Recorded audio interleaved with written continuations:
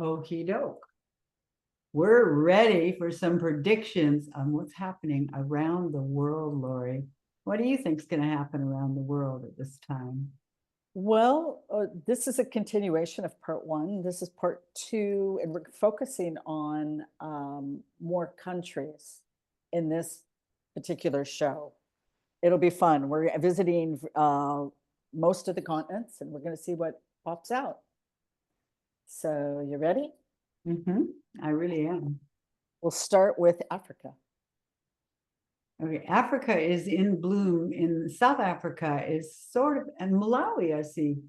South Africa is in bloom in an interesting way. And they're showing that since Mandela's time, there has been a move. And this is probably how consciousness migrates amongst people, because there's been a move out of a very racist thing into a lot more incorporation of both sides, and that's very good. Malawi seems to have some difficulties in, I think, food and farming or something. On one hand, they're having a lot of difficulties, but there's a movement there as well where people will become more independent and more mutually looking after each other.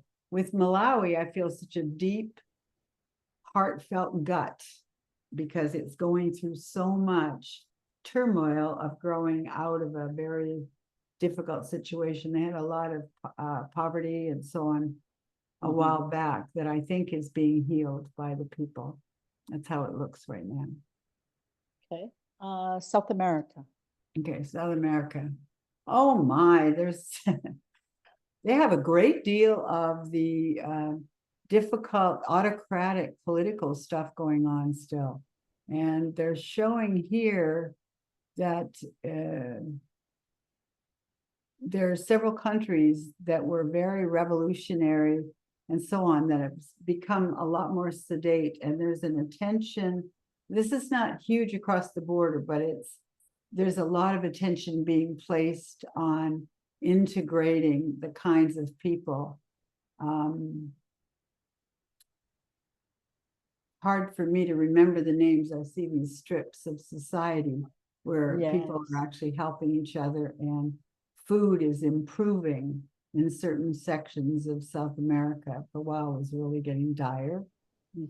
Argentina, Peru, Bolivia, Colombia, Brazil. Argentina is has been going through some very difficult things, but it's coming into itself. It's coming into its own quite a bit. And parts of Chile, down at the southern end of it, especially, there's a lot of activity and a lot of new community consciousness going on down there. Bolivia is still, there's a structure. I don't know if I've got this right, but it seems like there have been some pretty intense rules and controls that are, once again, they're being moved a little bit, but it's a difficult place to live right now. And it will probably last that way for the year. Okay. And Australia. Australia. Now, I have never been to Australia, but it's a wonderful country. But they're showing that there's some pretty intense drying patterns going on in the heart of Australia. And they're showing that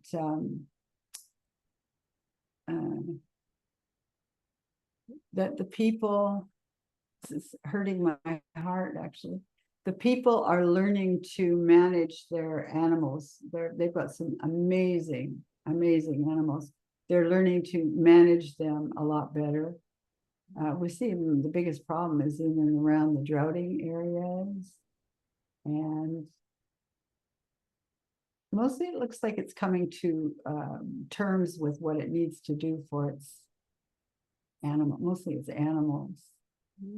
Interesting. They're beginning to have a greater pride in, the animals that are there. And anything with Antarctica? Yes, Antarctica, it feels very,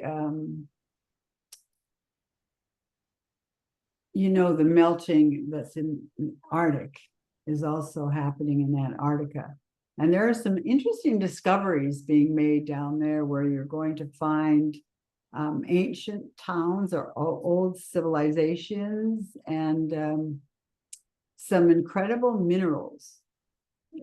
And I'm not sure what they are, but there's some really wonderful mineral finds there. And as the ices melt, there's a lot of depth there.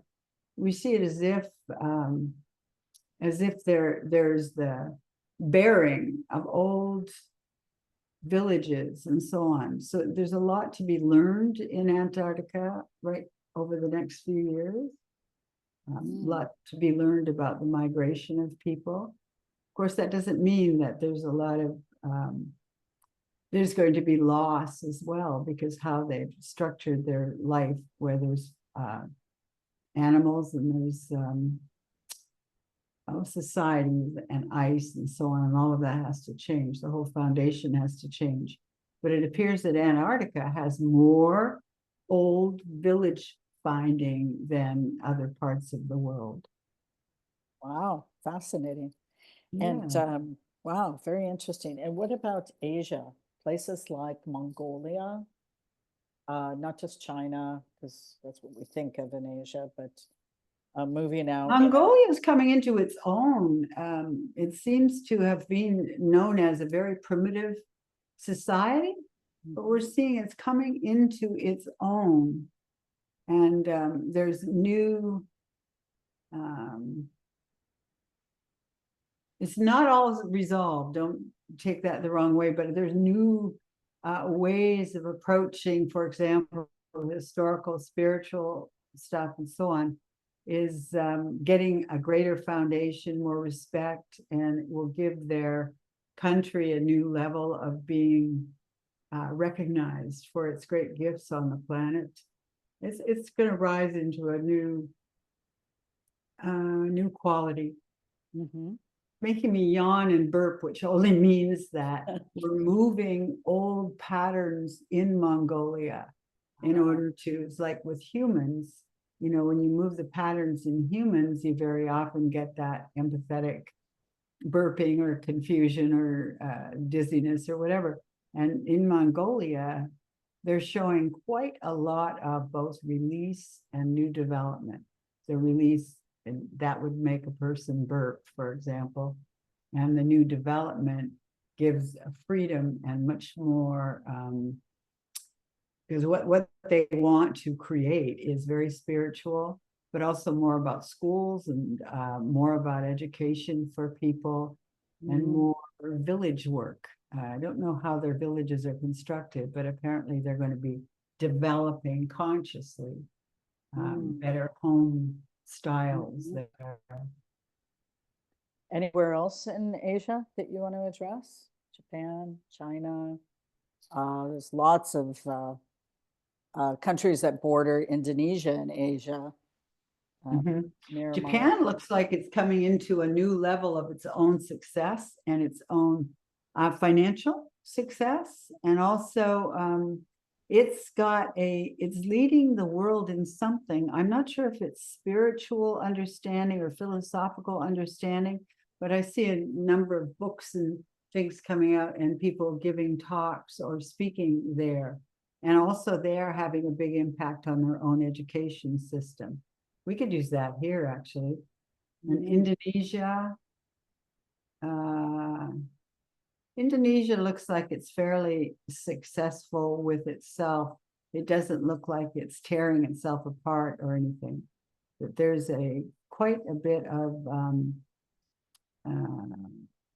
what we call it, development or business or creation of that sort. It's really quite active, Indonesia. And China has a lot of difficulty coming up internally, but it's the people, and this, the people want more of an Americanized reality, and the Chinese want to control growth, out of control growth.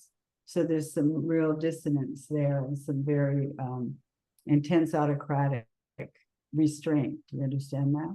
Mhm. It'll work out in the end. However, at this point, it gets pretty uncomfortable and also very confusing for people. Mm. And then to move to Eastern Europe. We have a lot of countries in Eastern Europe. It's true. Anything in particular that pops out? Well, this is going to sound funny, but it's like the people over there are quite exhausted. Oh. And probably because there's so much with the Ukraine and with Russia and all that.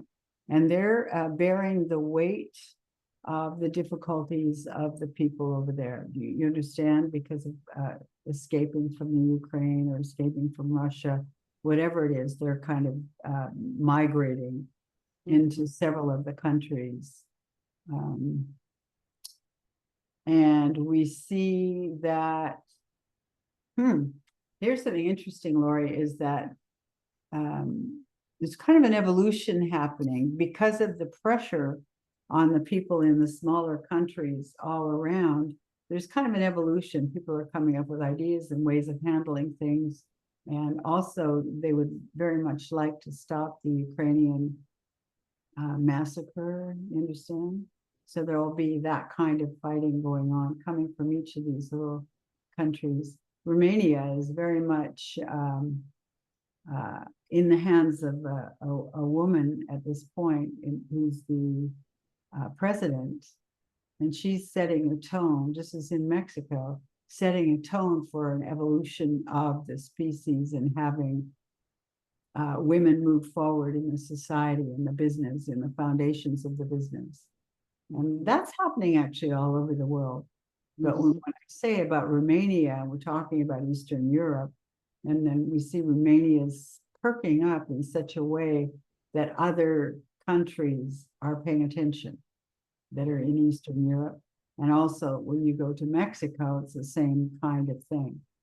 The women are standing up and going, okay, we've had enough of this kind of autocracy and we want to change it, and we're going to do that. So you're going to see changes in Eastern Europe. You're going to see changes in Mexico and South America and the isthmus area that's between South America and North America. You're seeing these things all percolating, new ways of people to do things, new ways of societies to go. So it's as if we'll see all over the world these kind of blooms of societies changing. Right. And this probably includes our friends in Central America, Guatemala. Yes, Paraguay, that's what I was trying to Costa talk about. I Rica. called it the isthmus area. Yeah, it is. And moving further into Europe. One more thing about the central, some of these countries are short of food and are really having to work hard to create more food, more nourishment.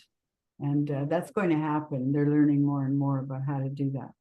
Part of it is the change of the weather, and but the dominance of the restrictive government is easing off, and people are finding their way. Go ahead. Interesting. And further into Europe, I'd like to talk about France. Okay. Because there's two countries in Europe in particular, France and Germany. France is really interesting, and you know, because you're living there, but it's very interesting because, and this is true for Germany too, but it's a different kind of truth. But in France, there's a depth of quality of aspects of life like beauty, aesthetics, spiritual things, and so on. It's different than other parts of the world, but it is reveling in its own, the fruition of its own history. And so there's something coming up with France. Now, it doesn't mean it doesn't have constrictions, because it's got some major constrictions. And the constrictions are people being held back because of being convinced of being this way or that. It's kind of a prejudice constriction in a way. But on the other hand, it's a country that's moving in terms of aesthetics and beauty and even probably, I don't know if you would say television, but even probably in the way movies and so on are done, and clothing. France still has the format for beauty that's going very strong. You understand that? Absolutely. It's one of the joys of living here. And the food. And yes, and the culture. Oh, because they've put the art of eating. Of course. Quite loving and quite profound there. And it's going to get better. That's amazing. I've been looking at patisserie workshops, schools for making pastries. Oh, wow. And yeah, it's really fascinating because they've made a whole institution out of making pastries and schools and programs and accreditation. And anyways, it's just delightful. And they're world recognized too, which is. Oh, absolutely. And how's Germany?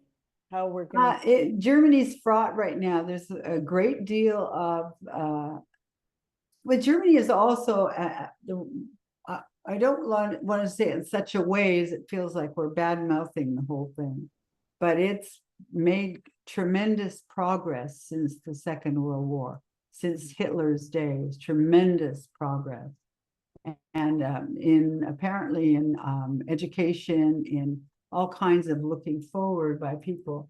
But on the other hand, this restrictive, dictatorial aspect that Elon Musk is fascinated by, that's rising in Germany again. And not just because of Elon, but because it's sort of like seeds that grow. And I've been spending a lot of time following people's soul's journey. And very often what happens is I've seen the soul's journey of many people have roots in these different societies in history. You understand? So I'm looking at Germany and seeing that it's really futuristic in a lot of ways, but it has people that really are rooted in the old, rather dictatorial way, which makes it kind of fall prey to some of these desires that some have to bring back controls, you know. I think it's going to be okay. The prediction is that there are enough people that will refuse to allow, but we're surprised if you watch it trying to happen. Yeah, they're an important partner in the EU, France and Germany. There's 27 countries, but those two countries have big influence. And are there any other countries rising up in the EU that are going to become more prominent in Central and Scandinavian countries? Yes. First thing I saw was, when you asked that, was Denmark. And because it has some kind of international command of it, I don't think it's technology only. It might be about mathematical plans or some kind of comprehension of the progress of human thinking that's coming out of something in both Denmark and Sweden. And they are in cahoots one with the other, of course. So they have a different kind of a role. They're much more, now what is it? They're not accustomed to being at war. You understand that? No. A lot of Scandinavia isn't. But they're working on progress. And you'll see that Denmark particularly is, and that has a huge impact on the EU, you know. Yeah. Yeah, so they're in a state of progress. And when you mentioned and when you mentioned war in Scandinavia, it made me think of Vikings. Yes, in Denmark. That was a while ago, huh? But they did it clearly, a lot of healing, because that was a horrific time, you know. It was. And lastly, what about your homeland country, your mother country, Canada? Oh, Canada. It's having a terrible time right now. And part of it is there's an influence. Well, we always like to say it's coming from the US and Mr. Trump and all of that. So they're pushing the right wing fantasies quite a bit right now in Canada. And that they're getting rid of Mr. Trudeau, which is probably a good idea anyway, but he'll be gone. But the right wing, there's a really big battle coming up with different provinces and the whole approach to having things be much more right wing and not so democratic is a nasty word they're using right now. Only certain people. For example, I heard recently that if you argue with your legislature people, then you can do 2 years in prison. And that's very un-Canadian if you think back on democracy. So I don't know, but what I see in the future that there's going to be a ruckus in Canada, and it might be spurred on from the eastern part, the French Canadian area or something, but it's a good ruckus because it's pushing away some of this right wing. I want to call it it's rhetoric, but it seems kind of crazy because it's going to cause nothing but problems. So it seems like there's going to be quite a bit of turmoil in Canada this year and next year, and then it settles down and that there's much more of a peaceful approach, a mutually conducive approach for people, which is ideally what you want, especially in these great big countries. Yeah, you know. exactly. The landmass. And America herself could really do well having people put a blanket of peace amongst all the different states so people can feel that safety. Because America's biggest problem is there's so much contention that people don't feel that safe. And also financially, it's a bit of a structure that's difficult. And we're seeing that that's going to be faced this coming year. There's going to be a lot about that coming up in the news and in people's reality. All right. Any other country that's just begging to be spoken about before we go? Greenland. Yes, Greenland. Greenland is not for sale. No, the woman president has made that very clear. But Greenland is an interesting kind of place. It's still quite peaceful, and it has a lot of activity going on for its people, and it's just a really unusual kind of isolated reality. And it's nice to know there are places like that. Absolutely. All right. Well, that was super interesting and a lot to think about. Anything else? There's a lot more to be said, but I feel like maybe that's enough for today. Okay, great. All righty. Thank you. Have a good evening, everybody. And you go to sleep. Thank you.